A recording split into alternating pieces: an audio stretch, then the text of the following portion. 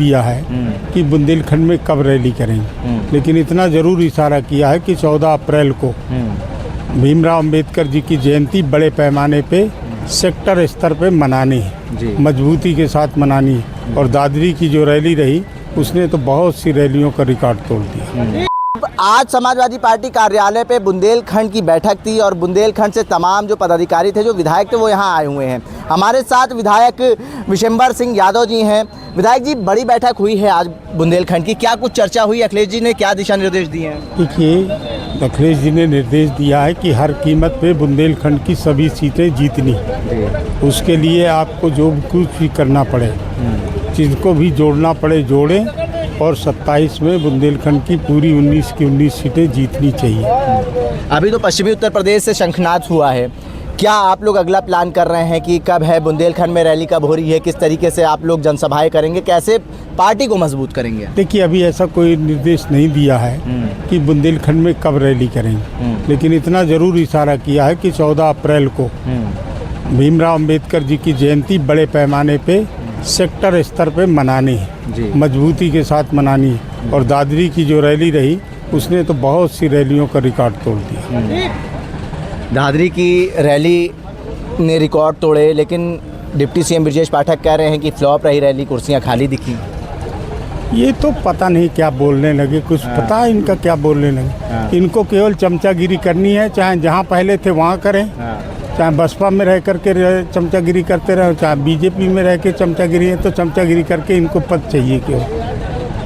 प्रधानमंत्री नोएडा में थे, जेवर का उन्होंने जेवर एयरपोर्ट का उन्होंने उद्घाटन करा। कह रहे थे कि लूट का अड्डा बना दिया था नोएडा को सपा ने लूट का अड्डा बना दिया था कि सपा ने इस स्थिति पे पहुंचाया कि जेवर का हवाई अड्डा तैयार हो सका, बन सका, वो हो सका। इसका काम तो शुरू किया था मायावती जी ने, लेकिन बड़े थोड़े पैमाने पर। अखिलेश जी ने उसको आगे बढ़ाया। इन्होंने क्या किया है जेवर में? क्या लूटा है? लूट तो इन्होंने लिया, पूरा देश लूट लिया, इन्होंने पूरा प्रदेश लूट लिया, और जेवर को तो लूटा ही लूटा। आपने मायावती जी की भी बात करी। मायावती जी कह रही सरकार बनेगी तो हम यूपी को अलग अलग हिस्सों में बांटेंगे। यूपी को अलग अलग हिस्सों में बांटेंगे? हम तो लोग इसके विरोधी हैं। बड़ा राज्य रहेगा, विकास ज़्यादा होगा, छोटे राज्यों से विकास नहीं होगा। इनकी ये गलत सोच है कि छोटे राज्य बना देने से उत्तर प्रदेश के उन छोटे राज्यों का विकास होगा, लेकिन संभव नहीं है। ज़्यादा विकास, खर्चा ज़्यादा होगा, विकास कम। इतनी देर चली बैठक, क्या कुछ आप लोग अपने प्लान जो थे, जो लाए थे, आप लोग जिस स्तर से काम कर रहे हैं, लोगों को जोड़ रहे हैं, क्या कुछ आपने वार्ता करी अखिलेश जी से? आपने क्या मतलब उनको सुझाव दिए? नहीं है, वहाँ सभी लोगों ने अपने अपने सुझाव दिए कि 2027 में हम कैसे प्रभावी ढंग से चुनाव लड़ सकते हैं, कैसे चुनाव जीत सकते हैं, और क्या क्या सुधार होना चाहिए। कार्यकर्ताओं ने दिए, निचले स्तर के पार्टी के कार्यकर्ताओं ने अपने सुझाव दिए, और उसको उन्होंने गंभीरता से सुना और उसको संज्ञान में अपने लिया कि क्या क्या सुधार होनी चाहिए, जिससे 2027 में समाजवादी पार्टी की सरकार बन सके। आप तो ज़मीनी नेता हैं, 3 बार से विधायक हैं, क्या फीडबैक मिल रहा है जब आप जनता के बीच में जा रहे हैं? देखिए, बहुत अच्छा है। इन्होंने 9 सालों में तो उत्तर प्रदेश को लूट करके रख दिया।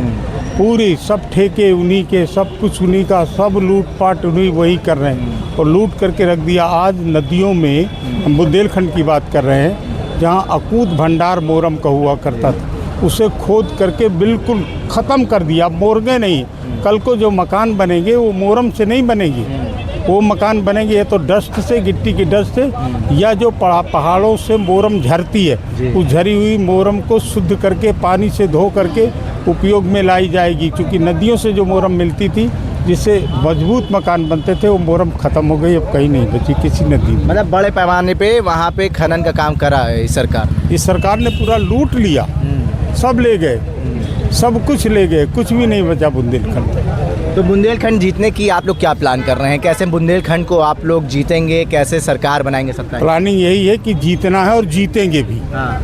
अब प्लानिंग हम आपको क्यों बता दें? तैयारी तेज है, तैयारियां तेज है। हाँ, तैयारी ठीक है। देखिए, 14 अप्रैल को कहना है विधायक जी का कि अखिलेश जी ने दिशा निर्देश करे हैं कि बाबा साहब की जयंती धूमधाम से मनाई जाएगी, बूथ स्तर पे, सेक्टर स्तर पे ये जयंती मनाई जाएगी। लेकिन बुंदेलखंड को जीतने के लिए जो प्लान तैयार किया गया है, बैठक हुई है, अखिलेश जी ने दिशा निर्देश जारी करे हैं, और पूरी तैयारी जो है बुंदेलखंड में समाजवादी पार्टी के तमाम पदाधिकारी, विधायक मिलकर कर रहे हैं। भारत एक सोच के लिए आकिब मिराज खान।